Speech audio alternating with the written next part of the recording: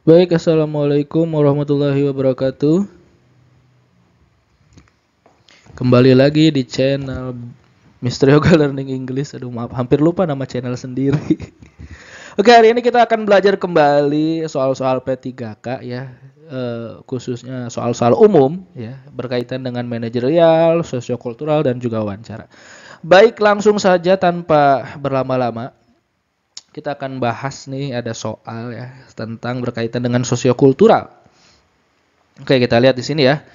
Instansi tempat oke.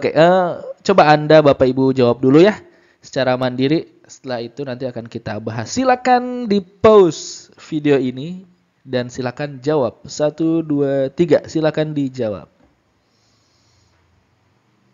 Baik, sudah dijawab ya Bapak Ibu. Mari kita bahas soal sosiokultural. Instansi tempat Anda bekerja memiliki aturan pulang kantor pada pukul 15.30. Baik. Namun rekan kerja Anda banyak yang pulang sebelum waktu yang ditentukan dengan alasan menjemput anaknya pulang sekolah atau hal lainnya. Melihat hal ini, Anda menganggapnya itu adalah sesuatu yang lumrah. Selama tugas dan kewajiban rekan kerja Anda telah selesai ia kerjakan. Jawabannya sangat sesuai atau sangat tidak sesuai yang ya.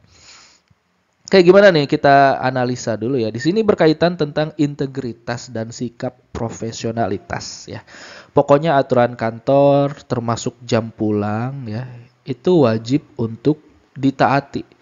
Kemudian selanjutnya juga yang harus kita taati atau harus kita kerjakan adalah kewajiban kita itu wajib sekali kita tuntaskan, jangan sampai tertunda baik oleh apa namanya?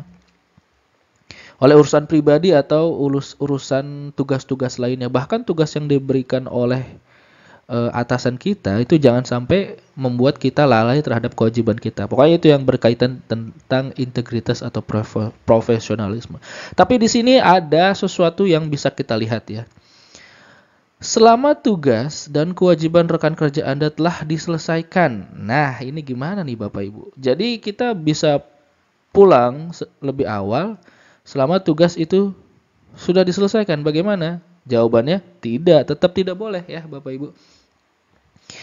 Jadi kita tetap harus pulang sesuai dengan tupoksi yaitu 15.30 gitu. Walaupun di sini ada kata-kata yang menjebak ya. Selama tugas dan kewajiban rekan kerja Anda telah selesai dikerjakan, itu menjebak ya. Jadi mungkin aja kan walaupun kerjaan sudah selesai sampai sebelum 15.30, sebelum jam pulang, seharusnya kita sebagai ASN bisa saja untuk menggunakan waktu tersebut untuk meningkatkan skill kita. Misalkan kita belajar public speaking dari YouTube yang disediakan mungkin di kantor atau apa. Atau bagi guru bisa saja untuk mengupgrade skillnya dengan mengakses berbagai macam platform untuk belajar secara mandiri dan lain sebagainya. Jadi jawaban yang paling sesuai adalah E. Sangat tidak sesuai. Gitu ya Bapak Ibu. Gampang lah ya soal ini mah ya. Oke, lanjut sekarang ke soal berikutnya.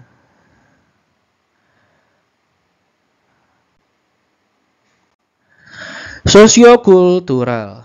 Silakan dijawab dulu secara mandiri. Silakan dijawab dari sekarang. Baik, sudah dijawab ya Bapak Ibu. Mari kita bahas. Soal berkaitan dengan sosiokultural.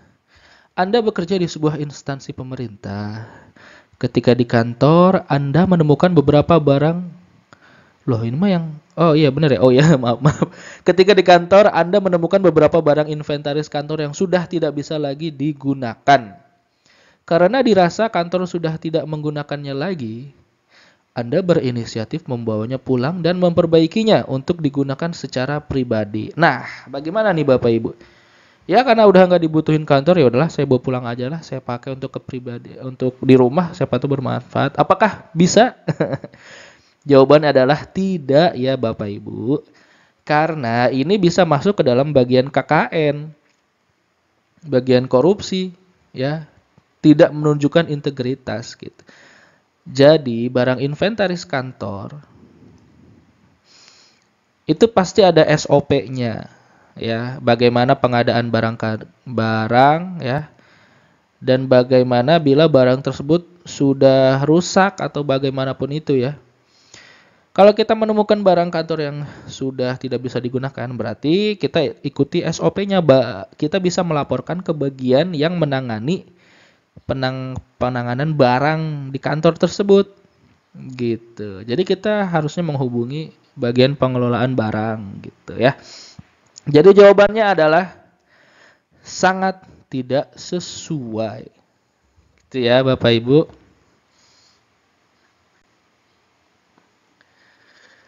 Baik, kita lanjut ke soal berikutnya. Silakan dijawab dulu dalam hati, lalu kita akan membahasnya.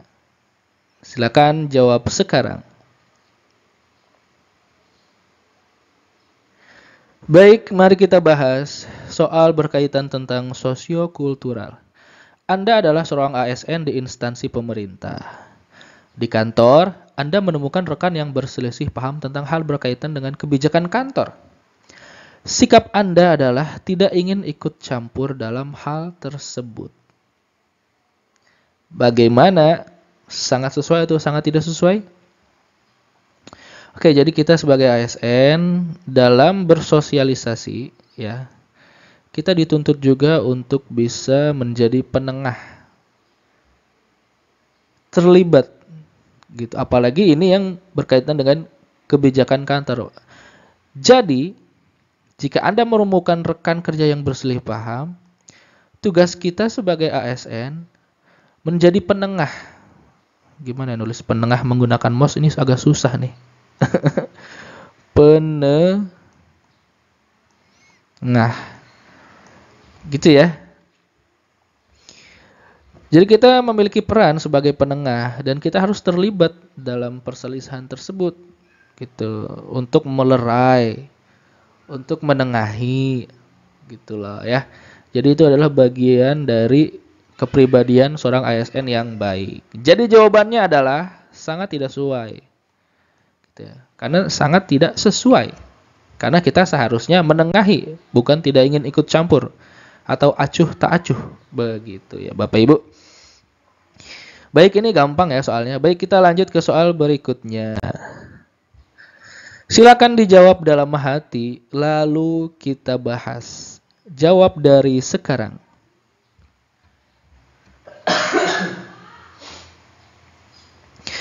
Baik, sudah dijawab ya Bapak Ibu. Mari kita bahas. Anda seringkali tidak bisa bekerja dalam keadaan yang tidak nyaman, sehingga Anda harus mempersiapkan segala sesuatunya untuk mendukung pekerjaan Anda. Apakah sangat sesuai atau sangat tidak sesuai?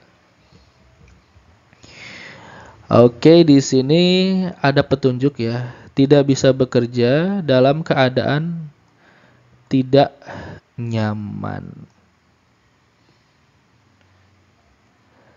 Dan ini salah ya Bapak Ibu. Walaupun di sini kita terkecoh dengan mempersiapkan segala sesuatunya untuk mendukung pekerjaan Anda. Tetap saja itu suatu kepribadian atau kebiasaan yang salah. Jadi seharusnya kita bisa bekerja sebagai ASN dalam kondisi apapun. Let's say misalkan kita bisa bekerja dalam tekanan misalkan. Atau kita bisa bekerja di tempat yang kurang nyaman, dalam artian misalkan instansi tempat kita bekerja itu jauh dari rumah misalkan ya. Sehingga nyampe di lokasi tempat kita kerja kita sudah lelah misalkan. Tapi kita dituntut harus tetap bisa bekerja walaupun dalam keadaan lelah misalkan. Atau kita bekerja di suatu instansi yang menuntut kita untuk merantau misalkan, sehingga jauh dari keluarga. Kita juga harus tetap bisa bekerja walaupun dalam keadaan kangen keluarga misalkan gitu, kayak seperti saya, karena saya juga memang merantau ya. Jadi jauh dari keluarga ya gitu. Jadi Bapak Ibu ya, intinya ASN harus bisa bekerja dalam kondisi apapun, baik dalam keadaan yang nyaman walaupun tidak nyaman. Jadi jawaban yang paling sesuai adalah yang E ya, ini poinnya 5 dan paling ke atas itu poinnya 1. Lanjut ke soal berikutnya. Silakan Bapak Ibu jawab dulu, dijawab dalam hati sekarang.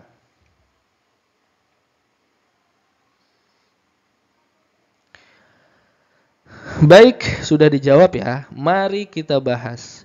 Soal manajerial. Anda adalah seorang PNS yang bertugas sebagai asisten dokter di sebuah rumah sakit daerah.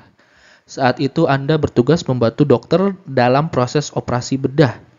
Namun Anda mengetahui bahwa dokter tersebut melakukan malpraktek dan itu termasuk dalam pelanggaran berat kode etik kedokteran. Maka tindakan Anda adalah A. Menegur dokter tersebut, B. Melaporkan kepada atasan untuk diberikan tindak lanjut, C. Membiarkannya karena menurut Anda itu tidak berakibat fatal kepada pasien, D. Memberitahu kepada pasien bahwa dokter tersebut telah melakukan malpraktek kepadanya. Oke, jawabannya apa ya? Yang pertama di sini adalah posisi kita sebagai PNS, gitu ya. Yang mana PNS tersebut pasti punya atasan, gitu ya. Kemudian di sana ada yang dinamakan ini nih, pelanggaran berat kode etik kedokteran. Nah, ini adalah sesuatu yang berat, Bapak Ibu. Nah, dan kita jangan menganggap pelanggaran yang dilakukan ASN ini adalah hal yang biasa saja, jangan ya. Apalagi di situ ada keterangan kode etik berat.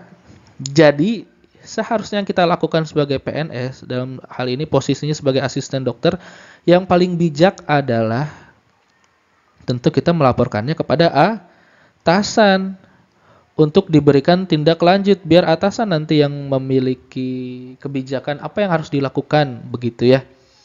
Apakah akan diberi teguran keras, ringan, atau bahkan seperti apa, dan itu keputusannya ada di atasan kita. Seperti itu Bapak Ibu. Kalau kita lihat di sini poin A3, menegur dokter tersebut. Oke, bisa saja kita menegurnya ya. Tapi apakah itu bisa memberikan efek tindak lanjut sehingga dokter kedepannya tidak akan melakukan hal yang ceroboh seperti melakukan malpraktek itu lagi? Apakah bagaimana? Apakah bisa menyelesaikan permasalahan malpraktek tersebut? Gitu, belum tentu ya. Yang B ini yang paling tepat. Kemudian yang C ini nilai paling 1, membiarkan karena menurut Anda itu tidak berakibat fatal. Membiarkan itu sesuatu yang sangat-sangat tidak dianjurkan sama sekali ya. Berarti kita acuh sebagai PNS gitu ya.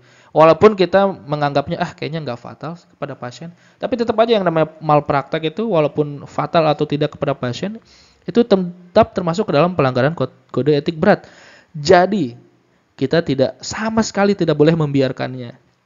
Untuk saat ini kan kasusnya misalkan malpraktek. Mungkin kalau di soal lain ada kasus-kasus tertentu, misalkan ada kasus apalah yang dihadapi oleh PNS lain. Nah, kita tidak bisa membiarkannya. Kita harus bertindak, entah itu melaporkan atau menegur minimal ya gitu.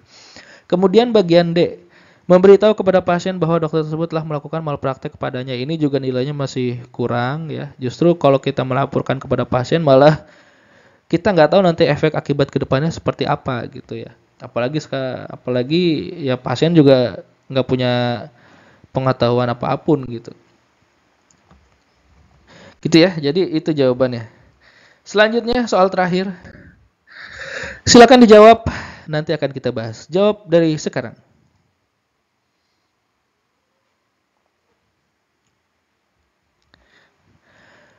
Baik, kita bahas ya Bapak Ibu. Soal tentang manajerial. Anda adalah kepala bagian kepegawaian di sebuah instansi pemerintah, kepala bagian kepegawaian ya. Seorang bawahan Anda mengajukan izin kepada Anda untuk mengikuti workshop IT. Namun bawahan Anda masih memiliki pekerjaan yang harus dikerjakan di tempat kerja. Maka sikap Anda adalah A. Mendukungnya. Karena mengikuti workshop tersebut, ia akan meningkatkan kemampuannya. Oke, berarti mendukungnya ya, itu poin plus. Dan bisa membagikan ilmunya kepada rekan kerja. Oke, bagus. Nomor 2, mendukung bawahan Anda, namun ia tetap harus menyelesaikan kewajibannya di tempat kerja. Nah, ini penting ya, Bapak Ibu. Barusan aja, yang tadi soal nomor berapa tuh yang saya bahas tentang kewajiban kita sebagai PNS. Itu harus tuntas, harus selesai. Tidak bisa kita tinggalkan sama sekali. Kewajiban kita harus tuntas sebagai PNS ya, sebagai ASN harus kita kerjakan.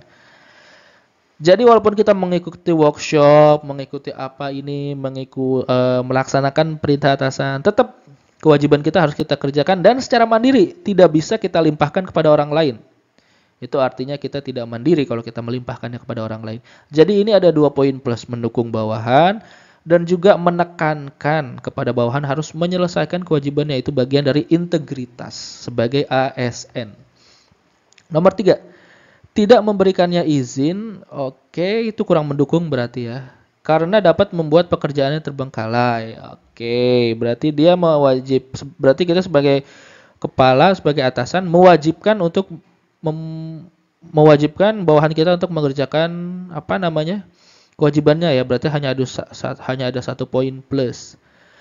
Nomor D, memberikan izin, bagus, dan meminta dia untuk melimpahkan pekerjaannya ke rekan kerjanya. Nah, ini juga nggak boleh kita melimpahkan pekerjaan kepada orang lain, apalagi menyuruh bawahan kita lagi untuk melimpahkan pekerjaannya. Nah, itu melanggar asas integritas kita sebagai ASN ya Bapak Ibu. Jadi yang paling tepat jawabannya adalah apa? Yang B. Kita lihat poinnya ya. A itu poinnya 2 karena hanya ada 1 poin plus, dia mendukung tapi tidak menekankan kepada bawahan untuk menyelesaikan kewajibannya. Kemudian yang B, ini ada 2 poin plus ya, mendukung bawahan mengikuti program IT dan juga menekankan untuk menyelesaikan kewajibannya. Itu yang paling sempurna nilainya B. Nomor bagian C, tidak memberikannya izin dan mengikuti workshop tersebut karena tidak memberikan izin untuk mengikuti workshop karena pekerjaan dapat terbengkalai. Nah, ini lebih utama mengerjakan kewajiban daripada mengikuti workshop. Walaupun yang C dan A itu cuma ada 1 poin plus, tapi yang C itu lebih plus karena dia mendukung untuk mengerjakan kerjaannya supaya tidak terbengkalai. Yang D ini poinnya 1 ya, karena dia malah menyuruh anak buahnya melakukan hal yang tidak benar, yaitu melimpahkan pekerjaan ke rekan lainnya. Udah mah kewajibannya tidak selesai, melimpahkannya lagi ke orang lain gitu ya. Jadi ada 2 pelanggaran. Oke, gitu aja Bapak Ibu. Waduh, nggak kerasa ini udah 17 menit aja waktu rekamannya ya. Sekian pembahasan kali ini. Insya Allah nanti kita akan bahas lagi soal-soal lainnya ya. Sampai ketemu di video selanjutnya. Wassalamualaikum warahmatullahi wabarakatuh.